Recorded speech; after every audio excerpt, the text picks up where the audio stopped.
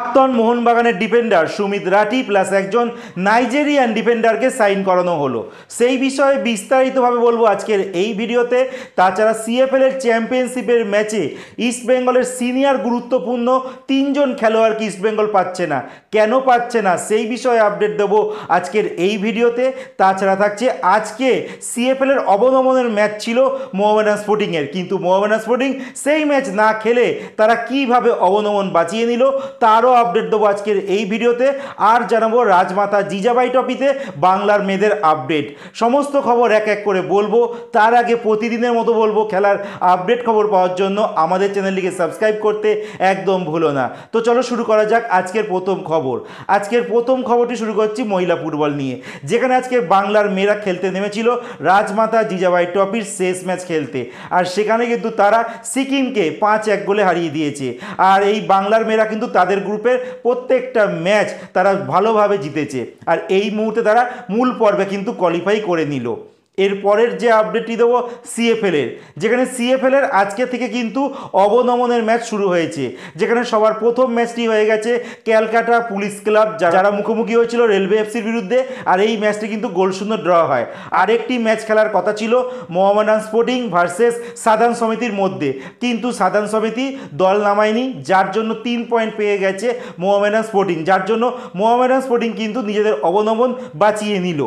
এরপরের যে আপডেটটি দেবো দল বদলের, সেখানে জামশেদপুর এফসি তাদের পুরনো একজন Nigerian defender Stephen Eze, last year তিনি এই ক্লাবেই খেলেছিলেন, বাট তার সঙ্গে চুক্তি শেষ হয়ে গিয়েছিল।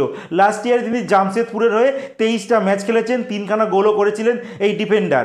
আর এই 31 বছর বয়সী নাইজেরিয়ান ডিফেন্ডারের সঙ্গে জামশেদপুর এফসি আরও একটা বছরের কন্ট্রাক্ট এক্সটেন্ড করে নিল। এর পরের যে খবরটি দেবো প্রাক্তন মোহনবাগানি খেলোয়াড় যার নাম সুমিত রাঠি, 24 বছর বয়সী এই ডিফেন্ডার মোহনবাগান ক্লাবে বসে বসে সময় নষ্ট করেছে, প্লাস নিজের খেলার মানটা একদম তলানিতে এনে দিয়েছে। মোহনবাগান ছেড়ে তিনি নর্থ ইস্টে চলে গিয়েছিলেন, বাট সেখানেও কিন্তু তিনি চান্স পাচ্ছিলেন। আলটিমেট তিনি ক্লাবহীন ছিলেন। বাট এই মুহূর্তে সুপার লিগ কেরালার একটি দল আছে ত্রিশুর ম্যাজিক, আর সেই ক্লাবেই কিন্তু এই 24 বছর বয়সী ডিফেন্ডার সাইন করে দিয়েছে।